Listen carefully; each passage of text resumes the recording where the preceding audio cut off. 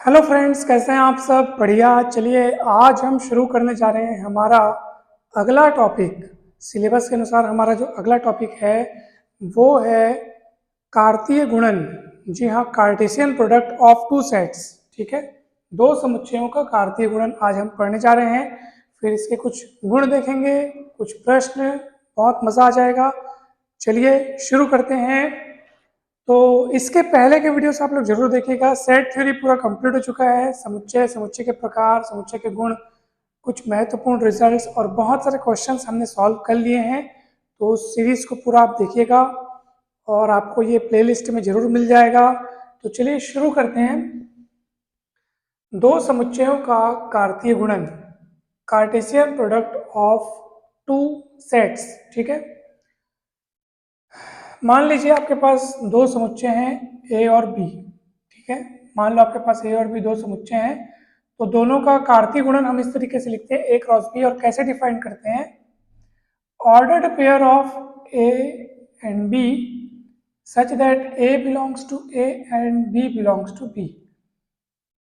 अर्थात दो समुच्चयों का जब हम कार्तीय गुणन करते हैं तो उनमें क्रमित युग्म, मतलब उसके जो अवयव होते हैं वो क्रमित युग्म के रूप में होते हैं। और उस क्रमित युग्म में पहला जो अवयव रहता है वो पहले समुच्चय से और दूसरा जो अवयव रहता है वो दूसरे समुच्चय से लिया जाता है। और इस तरीके से अपन परिभाषित करते हैं। जैसे मान लीजिए मेरे पास ए में है 1 2 3 और बी है मेरे पास 2 5। तो मुझे अगर ए क्रॉस बी डिफाइन करना हो तो मैं क्या करूंगा? ए के पॉइंट्स को लेकर के बी के पॉइंट्स के साथ ऑर्डर्ड पेयर बनाऊंगा, जितने बन सकते होंगे। 1 2 का ऑर्डर्ड पेयर बनेगा, 1 5 का बनेगा। ठीक है, यहाँ के पहले एक को लेके उसके जितने हैं सबके साथ पेयर बनाओ। फिर 2 2 का बनेगा, 2 5 का बनेगा, फिर 3 2 का बनेगा और 3 5 का बनेगा। तो ये आपका ए क्रॉस बी हो गया। ठीक है, ए क्रॉस बी इसी तरीके से डिफाइंड होता है। दो समुच्चयों का कार्तीय गुणन इसी रूप में, इसी तरीके से डिफाइन किया जाता है। अगर मुझसे कोई कहे कि सर बी क्रॉस ए लिखना हो तो कैसे लिखेंगे? तो देखो, जब हमको ए क्रॉस बी लिखना हुआ तो हम पहले ए का एलिमेंट लेकर के बी के एलिमेंट के साथ पेयर बनाए। यानी कि जितने भी ऑर्डर्ड पेयर आप यहाँ पे देख रहे हैं उनमें से जो पहला पहला पहला पहला एलिमेंट है वो ए का है, दूसरा दूसरा दूसरा एलिमेंट है वो बी का है। लेकिन अब बी क्रॉस ए बनाना हो तो आपको उल्टा काम करना पड़ेगा। तो अब ऐसे पेयर बनेंगे, 2 का 1 के साथ 2 1, 2 का 2 के साथ 2 2, 2 का 3 के साथ 2 3, है ना। 2 का मतलब इधर के पहले इधर के किसी एक एलिमेंट को लेकर के इनके सब के साथ बनाइए, फिर दूसरे एलिमेंट को लेकर के इन सब के साथ बनाइए। जैसे जब हम ए क्रॉस बी बना रहे थे तो हम क्या किए थे? पहले इधर का 1 लिए, उसके बाद उधर जितने लोग हैं सबके साथ पेयर बनाए, 1 2 1 5 ऐसे। और तो है नहीं, दो ही लोग हैं। फिर अपन इधर से 2 को लिए, उस 2 के साथ इन सब का ऑर्डर पेयर बनाए, 2 2 2 5। फिर 3 को लिए, फिर सब के साथ पेयर बनाए, 3 2 3 5 ऐसे। लेकिन अब बी क्रॉस से डिफाइन करना है तो क्या करेंगे जनाब? अब इधर का एक एलिमेंट उठाएंगे और सबके साथ पेयर बनाएंगे, 2 1 2 2 2 3। फिर 5 को उठाएंगे, फिर 5 1 मतलब 5 1 5 2 और 5 3। इस तरीके से आपका बी क्रॉस से तैयार हुआ।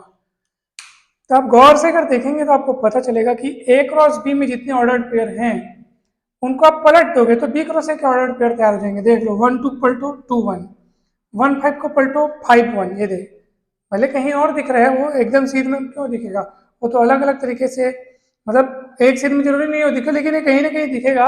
आप इनके ऑर्डर्ड पेयर के एलिमेंट्स को पलट दो, ये पूरा सेट तैयार हो जाएगा। देख लो आप, 1 2 पलटो 2 1, 1 5 को पलटो 5 1, 2 2 2 2 2 5 5 2 5 2 3 2 2 3 3 5 5 3।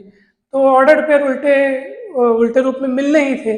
क्यों? ये कौन है? ये एक क्रॉस बी है। पहले ए का एलिमेंट लिए, फिर बी का एलिमेंट लिए, ऑर्डर्ड पेयर तैयार हुआ। ये बी क्रॉस ए है, A cross B, B cross A है। तो इस तरीके से होता है। तो आप लोग एक बात हमेशा ध्यान ध्यान रखना। एक नोट हम आपको बताते हैं, जनरली जनरली यानी सामान्यतः ए क्रॉस बी और बी क्रॉस ए बराबर नहीं होते हैं। देख लो आपको बराबर दिख रहा है क्या? नहीं है बराबर ये, ठीक है, बराबर नहीं है ये, सामान्यतः बराबर नहीं होते हैं। लेकिन अगर आपको ऐसा कहीं दिख रहा है कि सर ये तो बराबर दिख रहा है सर, तो ये सिर्फ तब हो सकता है सर जब ए और बी स्वयं आपस में बराबर हो। ए और बी अगर बराबर है तभी ए क्रॉस बी और बी क्रॉस ए बराबर रहेंगे, अन्यथा नहीं रहेंगे। इस बात को आप ध्यान रखेंगे। ये पहला नोट आपके काम का है।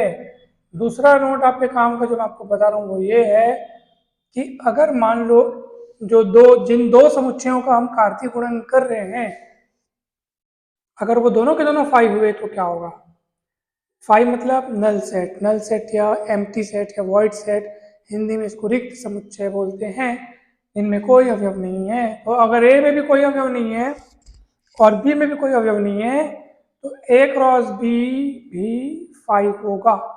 इस तरह से इसको परिभाषित किया जाता है कि अगर ए जो है वो भी नल सेट, बी जो है वो भी नल सेट, तो ए क्रॉस बी 5 होगा। ठीक है, तो ये भी आपको ध्यान रखना है।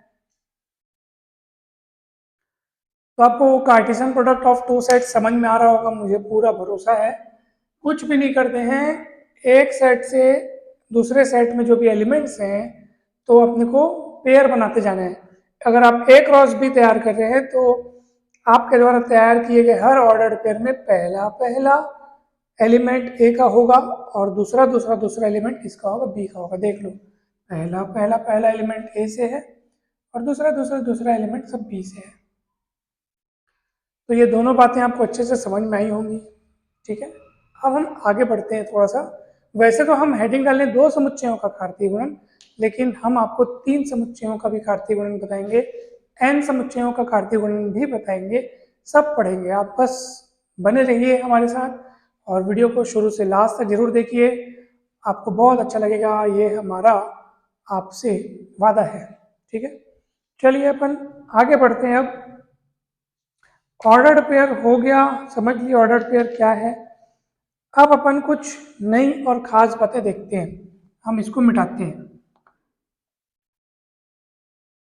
एक छोटा सा क्वेश्चन हम बताना चाहते हैं आपको।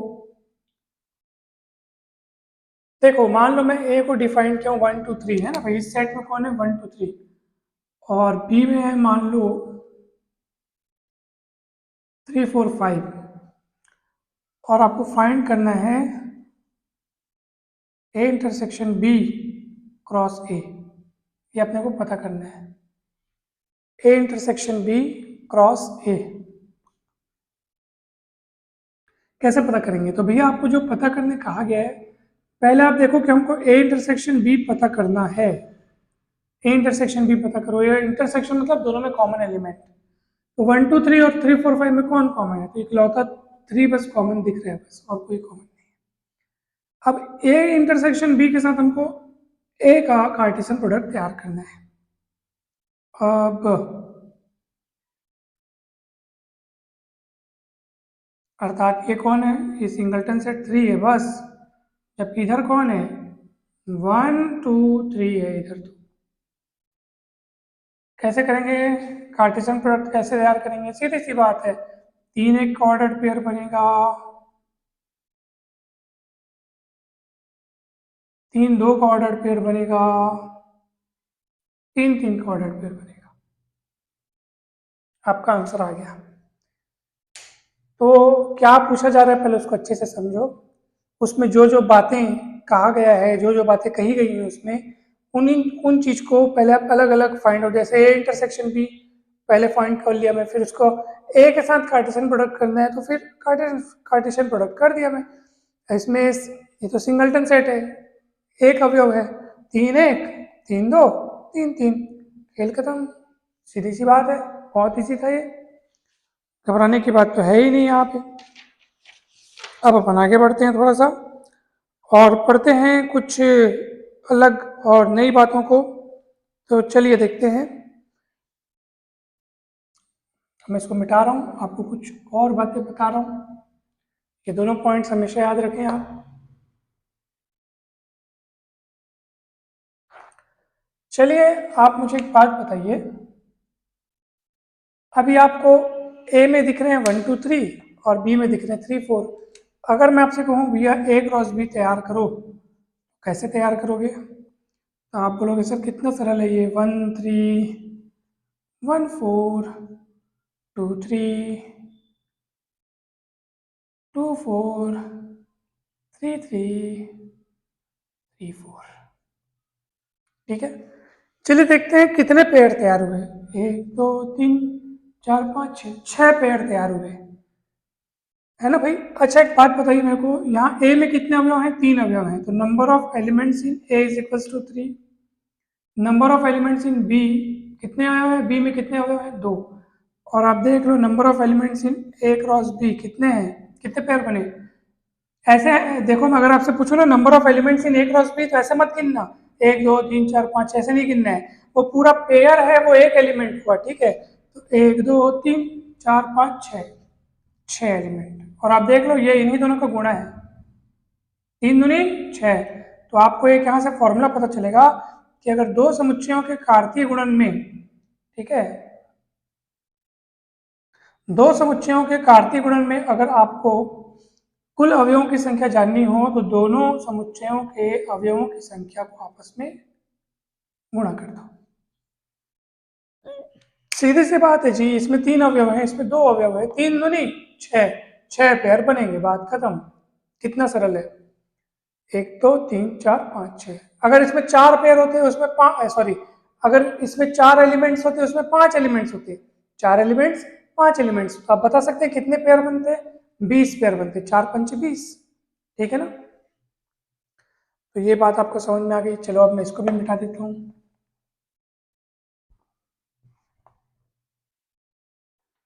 अब मैं आपको बताता हूँ 3 समुच्चयों का कार्तीय गुणन। ठीक है, मान लीजिए आपके पास 3 समुच्चय हैं ए बी और सी, तो उनका कार्तीय गुणन किस तरीके से तैयार होगा? जैसे 2 समुच्चय थे तो एक अवयव लिए पहले समुच्चय से, दूसरा अवयव लिए दूसरे समुच्चय से। अब 3 समुच्चय रहेंगे तो आपके कुछ इस तरीके से एलिमेंट्स ले जाएंगे, पहला अवयव पहले समुच्चय से, दूसरा अवयव दूसरे समुच्चय से, तीसरा अवयव तीसरे समुच्चय से। और यहाँ ऑर्डर पेयर बना था, पेयर मतलब जोड़ी, यानी दो दो एलिमेंट्स का बना हुआ एक युग्म है। यहाँ पे जोड़ी नहीं बनेगी, यहाँ 3 टपल बनेंगे, ऑर्डर 3 टपल। 3 टपल मतलब इसमें 3 एलिमेंट्स होंगे। ठीक है, तो इस तरीके से एलिमेंट्स तैयार होंगे। ए से लिया गया है, बी से लिया गया है, सी से लिया गया है। गौर से देखो, इसको समझो। आपको कहीं कठिन लग रहा होगा तो हमको बताओ, बहुत सरल चीज पढ़ रहे हैं अभी हम, कहीं कठिन हो ही नहीं सकता ये। जैसे हम एक एग्जाम्पल लेते हैं, मान लीजिए ए की जगह में लिया 1 2, बी की जगह लिया मैं 2 4, सी की जगह लिया मैं 3 4। ठीक है, चलिए अब बताइए ए क्रॉस बी क्रॉस सी कितना होगा बताइए। तो आपको क्या तैयार करना है, आप समझ गए होंगे। पहला एलिमेंट ए से, दूसरा बी से, तीसरा सी से, और इस तरीके से जितने ऑर्डर ट्रिपलेट बन सकते हैं सबों का कलेक्शन कहलाता है ए क्रॉस बी क्रॉस सी। कैसे बनाएंगे? सबसे पहले तो मैं एक काम करता हूँ, पहला पहला पहला ले लेता हूँ, 1 2 3। ठीक है, फिर इसके पहले पहले के साथ उसका दूसरा ले लो, है ना। पहले इन दोनों का पहला पहले के साथ इसका पहला, फिर इन दोनों के पहले पहले के साथ उसका दूसरा, तो कितना हो जाएगा बताओ? 1 2 का 4। ठीक, उसके बाद क्या होगा बताओ? अब देखो, इसका पहला पहला लेकर आप इन दोनों को ले लिए हो, अब इसको इसके साथ लेकर इन दोनों के साथ ले लो, यानी 1 4 3 1 4 4।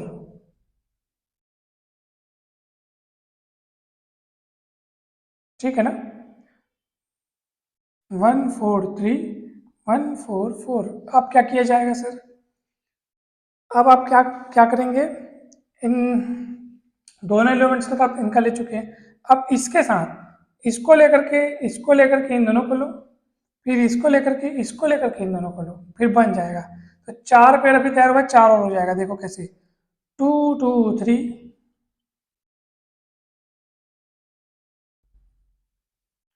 2 2 4, फिर है ना भाई, 2 2 3 2 2 4। अब क्या करो, अब इसको हटा के इसको इसके बजाय इसको लो, 2 4 3 2 4 4।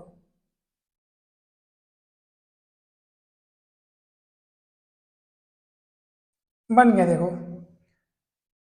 अच्छा, इसमें कितने ऑर्डर ट्रिपलेट आने थे, आए हैं कि नहीं आए उतने चेक कर लो। इसमें कितने अवयव हैं? 2। इसमें कितने अवयव हैं? 2। इसमें कितने अवयव हैं? 2। 2 गुणित 2 गुणित 2 कितना हुआ? 8। 8 ठोक ट्रिपलेट आने चाहिए। 1 2 3 4 5 6 7 8। सही है, सही तरीके से हमने ज्ञात किया क्रॉस बी क्रॉस सी। तो अब वो फॉर्मूला तो जनरलाइज तौर पे याद कर लो आप। 3 एलिमेंट के लिए भी वही फॉर्मूला सही है कि नंबर ऑफ एलिमेंट्स इन, अगर आपको जानना है A cross B cross C में टोटल कितने एलिमेंट है, तो आपको number of elements in A, number of elements in B, number of elements in C, ये फॉर्मूला आपको याद रखना है। ठीक है, नंबर ऑफ एलिमेंट्स इन, अगर आपको A cross B cross C जानना हो तो number of elements in A, number of elements in B, number of elements in C, आपस में इनको गुणा करना है। क्लियर है? कहीं डाउट नहीं हो सकता बिल्कुल भी, आप एकदम निश्चिंत रहें। अब सुनो मेरी बात ध्यान से।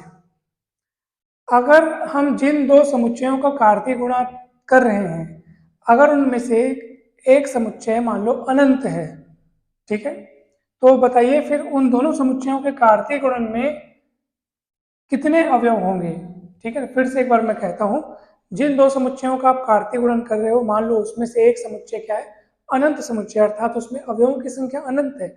ऐसी स्थिति में उन दोनों समुच्चयों का कार्तीय गुणन करने पर उसमें अवयवों की संख्या कितनी होगी, ये अगर आप लोग बता सकते हैं तो बहुत अच्छी बात है ये। तो इसको मैं मिटाता हूँ अब।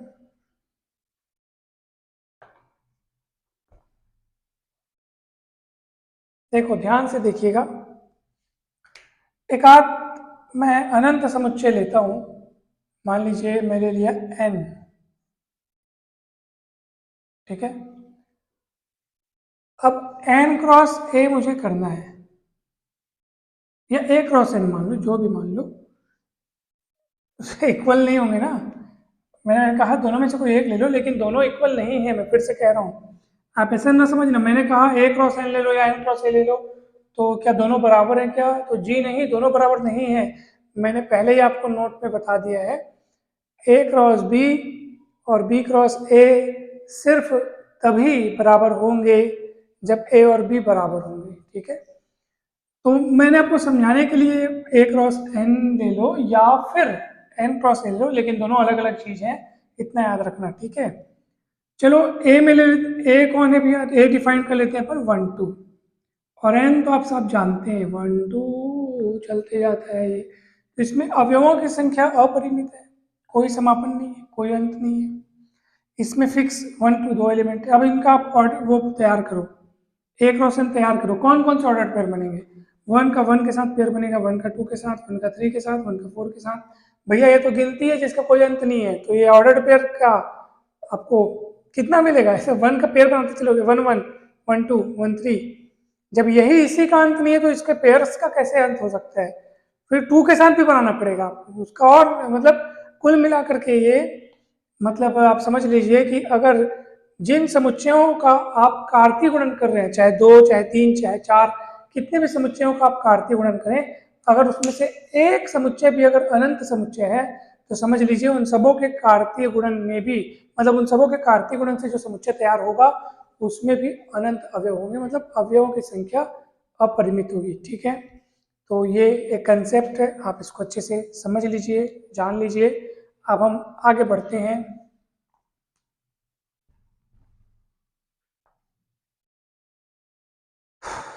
अच्छा, अब मुझे बताइए आप कि आर स्क्वायर के बारे में आप क्या जानते हैं? तो आर स्क्वायर मतलब आर क्रॉस आर हो जाएगा, ठीक है ना। अब आर क्या होता है? रियल लाइन या real set of real numbers, जिसको अगर हम लोग ज्योमेट्रिकली प्रेजेंट करें तो एक संख्या रेखा के रूप में व्यक्त करते हैं, एक सीधी रेखा जिसका मतलब अंतहीन रेखा। ठीक है, तो अब आर क्रॉस आर है, मतलब इसमें इसको अपन कैसे डिफाइन करेंगे? एक्स कॉमा वाई, यानी ऑर्डर्ड पेयर रहेगा जिसमें दोनों ही एलिमेंट आर के होंगे। ठीक है ना, आर क्रॉस आर है, मतलब आर के एलिमेंट्स को लेकर के, आर के एलिमेंट्स के साथ ही हम क्या करेंगे? ऑर्डर्ड पेयर तैयार करेंगे। तो प्रश्न है कि सर ये क्या व्यक्त करता है? ये व्यक्त क्या करता है? तो ये व्यक्त करता है कार्तीय समतल को, एक्स अक्ष वाई अक्ष। तो आर क्रॉस आर से ये तैयार होता है एक्स वाई समतल में सभी बिंदुओं का समुच्चय आर क्रॉस आर, इसलिए इसको अपन कार्तीय समतल भी कहते हैं। क्या कहते हैं? कार्तीय समतल। देखो एक रियल लाइन ये हो गया, एक आर मतलब रियल लाइन, एक रियल लाइन ये हो गया।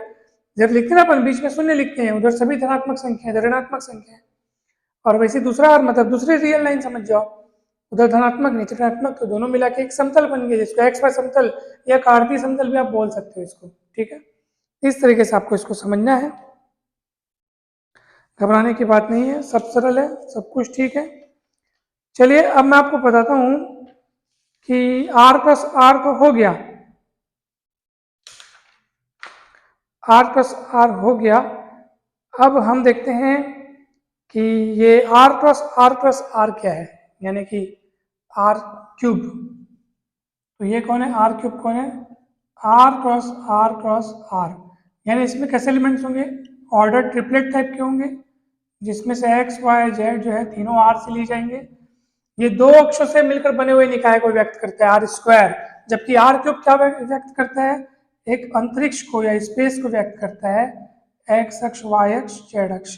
क्योंकि आप खुद सोचो, जब समतल में हम किसी बिंदु के निर्देशांक लिखते हैं तो वो क्रमिक युग्म के रूप में लिखते हैं, जिसमें पहला निर्देशांक एक्स अक्ष वाला, दूसरा निर्देशांक वाई अक्ष वाला होता है। लेकिन जब हम अंतरिक्ष में, आकाश में या त्रिविम ज्यामिति में जब हम पढ़ते हैं तो किसी बिंदु का निर्देशांक लिखते समय हम लोग को तीन चीजें लिखनी पड़ती है, एक्स निर्देशांक, वाई निर्देशांक, जेड निर्देशांक, इस तरीके से। तो ये किसको व्यक्त करता है? ये स्पेस को व्यक्त करता है आर क्यूब। ठीक है, तो ये बात भी आप समझ लें। अब हम दो समुच्चयों के कार्तीय गुणन को ग्राफिकली रिप्रेजेंट करेंगे, तो देखते हैं कैसे रिप्रेजेंट करेंगे ग्राफिकली। ध्यान से देखिएगा, आपको बहुत मजा आएगा। मैं इसको मिटाता हूं। एक्चुअली ये जो हमने अभी पढ़ा वो ग्राफिकली रिप्रेजेंटेशन ही था, वही था ये। ठीक है, हमने उसको ज्योमेट्रिकली देखा ना कि भाई आर क्यूब आर स्क्वायर क्या रिप्रेजेंट करता है, तो वही तो हमने देखा अभी। अब हम ग्राफिकल रिप्रेजेंटेशन पढ़ रहे हैं। मान लीजिए ए में है आपके पास 1 2 और बी में आपके पास 2 3, और इसको ग्राफिकली रिप्रेजेंट करना है, इनके कार्टेशियन प्रोडक्ट को ग्राफिकली रिप्रेजेंट करना है। 1 2 का पेयर बनेगा, 1 3 का पेयर बनेगा, 2 2 का पेयर बनेगा, 2 3 का पेयर बनेगा। ठीक, तो भैया एक्स अक्ष वाई अक्ष से बना लीजिए आप, ये एक्स अक्ष, ये वाई अक्ष, एक्स डैश वाई डैश। 1 2 पहला वाला निर्देशांक एक्स अक्ष का है और दूसरा वाई अक्ष का है, तो इधर चलने, इधर 1 2 दिख रहा है, मतलब इधर 1, उधर चल लो 2, और ऐसे करके सीधे में एक पॉइंट बना लो। ये 1, ये 2, पहला वाला एक्स अक्ष में दूरी, दूसरा वाला वाई अक्ष में दूरी, ये बन गया आपका 1 2। 1 3 कैसे बनेगा? इधर 1, सॉरी इधर 1 तो यही है, जबकि इधर वाई में कितने चल रहे हैं? 3, मतलब इससे और ऊपर। देखो एक्स वाला सेम सेम है, 1 1 है, मतलब एक्स में आपको इतनी दूरी चलना है, लेकिन वाई का पहले 2 था, आप कितने 3, एक कदम और ऊपर उठोगे, इसी के ठीक ऊपर में बिंदी बनेगा, मतलब बिंदु बनेगा ये 1 3। फिर 2 2 कैसे बनेगा? 2 2 मतलब अब एक्स में आपको 2 चलना है, 2 कदम चलना है, ये देख 2, और वाई में भी 2 चलना है। ठीक है, तो वाई में 2, तो ये देखो ये वाई वाला 2 यहाँ तक था, ये ऐसे करके ये 2 2 हो गया। एक्स में भी 2, वाई में भी 2, एक्स में 2, वाई में 2। हम अंदाज से दूरियों को नाप रहे हैं, इसलिए ऐसा आपको दिख रहा होगा, बाकी आप देख लेना, समझ में आ गया होगा। 2 3 कैसे बनाएंगे? 2 3 एक्स में 2 चलना है, लेकिन वाई में आपको 3 चलना है।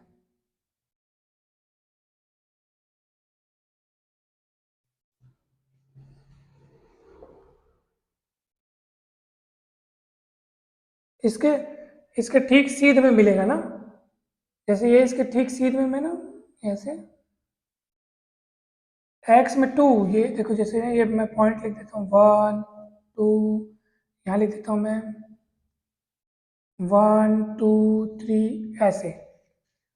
तो 1 2 बनाने के लिए इधर 1 इधर 2 देख करके ये पॉइंट बन गया। 1 3 बनाने के लिए इधर 1 उधर 3 देखा, इधर देखा 1 उधर देखा 3, पॉइंट बन गया 1 3। 2 2 बनाने के लिए इधर देखा 2 इधर देखा 2, सीध में इधर ऐसे ऐसे करके दोनों, इसको आगे बढ़ाओ, इसको बढ़ाओ, पॉइंट बन गया। कौन सा वाला? 2 2। 2 3 कैसे बनेगा? इधर देखो 2 उधर देखो 3, इतने, ये बन गया 2 3। इस तरीके से हम इसको ग्राफिकली रिप्रेजेंट करते हैं, ठीक है। एक और तरीका इनको व्यक्त करने का मैं आपको बता रहा हूँ, सबसे सरल तरीका है ये। आप इसको मिटा दो, यही बनेगा, देखना लेकिन कैसे बनेगा। देखो, सबसे पहले आप ए में कौन कौन से पॉइंट्स हैं, 1 2, तो उसको एक्स अक्ष में देखो कहाँ है, ए वाले पॉइंट्स को आप एक्स अक्ष में देखना।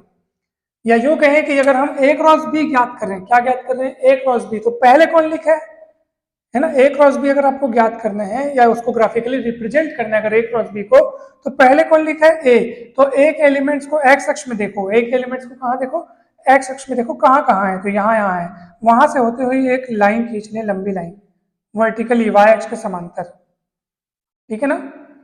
उसी प्रकार आप देखो कि अगर ए और बी का कार्टेशियन प्रोडक्ट तैयार करना है, आपको ग्राफिकली रिप्रेजेंट करना है, तो पहले वाले को कहाँ देखे, एक्स अक्ष में देखे पॉइंट्स को और वर्टिकली लाइन खींच ली। दूसरे वाले साइड को देखना है और उसमें जो पॉइंट्स हैं उनको वाई अक्ष में देखना है हमको। दूसरा वाला साइड बी है, उसमें जो पॉइंट है 2 3, उनको वाई अक्ष में देख करके क्षैतिज लाइन खींच लेनी है, ऐसे करके। उसके बाद ये दोनों लाइनें जहां जहां कट कर रही है, बस वही आपके पॉइंट्स बन जाएंगे। देख लो ये कहाँ कट कर रही है, ये कहाँ कट कर रहा है, एक्स में 1 वाई में 2 पे कट कर रहा है, तो ये 1 2 हो गया। ये कहाँ कट कर रहा है, कहाँ कट कर रहा है, एक्स में 2 वाई में 2, तो 2 2 हो गया। ये कहाँ कट कर, कहाँ कट कर रहा है, तो एक्स में 1 वाई में 3, ये 1 3 हो गया। ये कहाँ कट कर रहा है, एक्स में 2 वाई में 3, 2 3 हो गया। यही तो पॉइंट्स हम पहले भी बनाए थे, तो इस तरीके से भी आप बना सकते हो। इसके लिए क्या करना है, एक बार फिर से सुन लो। ए में जो पॉइंट्स हैं उनको एक्स अक्ष में देखते हुए ऊर्ध्वाधर रेखा खींचनी है, और बी में जो पॉइंट्स हैं उनको वाई अक्ष में देखते हुए क्षैतिज रेखा खींचनी है। ये ऊर्ध्वाधर और क्षैतिज रेखाएं जहां जहां एक दूसरे को कट करेंगी, वो इन्हीं सब बिंदुओं को व्यक्त करेंगे। ये इसका ग्राफिकल रिप्रेजेंटेशन हुआ कार्टेशियन प्रोडक्ट का, ठीक है। तो हमने 2 समुच्चयों का कार्तीय गुणन देखा, 3 समुच्चयों का कार्तीय गुणन देखा, वैसे 4 का बनेगा। ऐसे अगर n समुच्चयों का कार्तीय गुणन ज्ञात करना हो या परिभाषित करना हो तो हम कैसे करेंगे, वो भी सुनिए।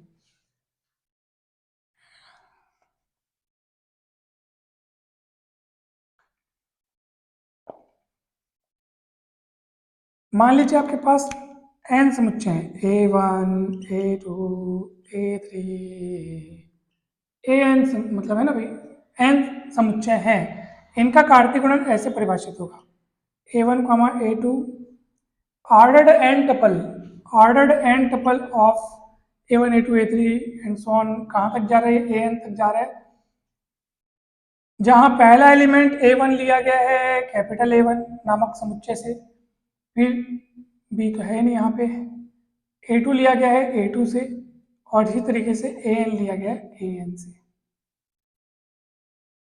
इस तरीके से हम डिफाइन करते हैं, और इसको इतना लंबा लिखने के बजाय हम इसको सरल तरीके से भी लिख सकते हैं, इस तरीके से।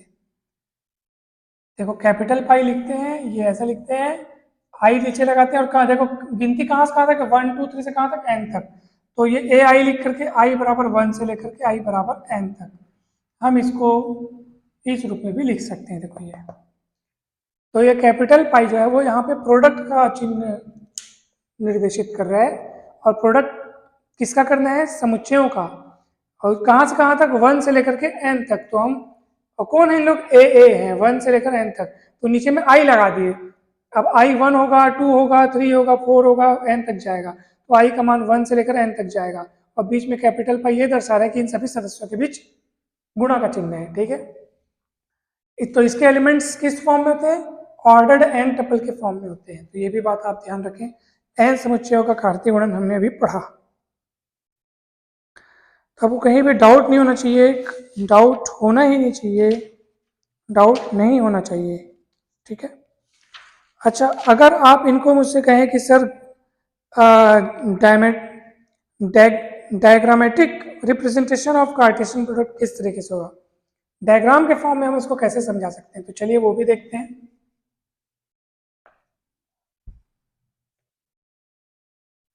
मान लीजिए सेट ए में है आपका 1 2 3, सेट बी में आपका ए बी, ठीक है ना।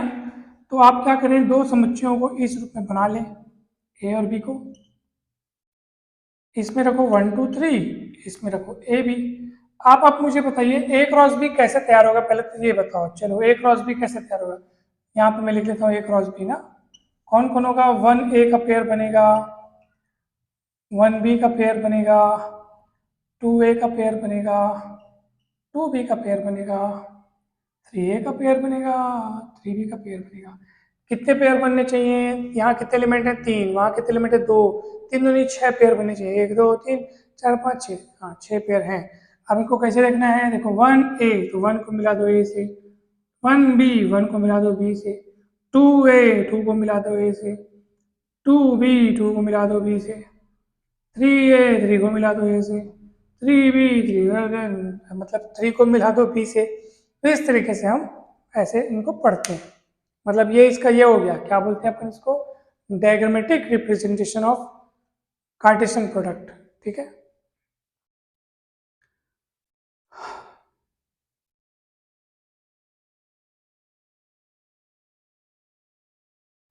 Cartesian product of A and B, इस तरीके से हमने पढ़ा अभी इसको। अब हम देखने वाले हैं इसकी कुछ प्रॉपर्टीज, इसके कुछ गुणधर्म। तो चलिए अब वो शुरू करते हैं।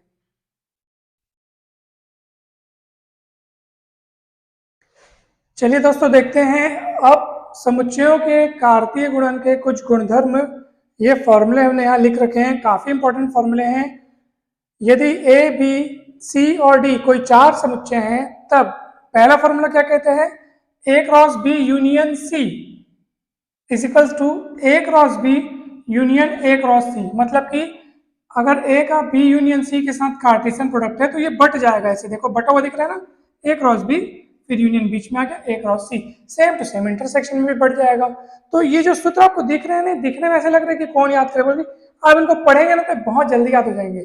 देखो ये भी बटा हुआ है, ए क्रॉस बी माइनस सी, तो क्या हो जाएगा, देखो ए क्रॉस बी माइनस ए क्रॉस सी, कितना सरल है बताइए।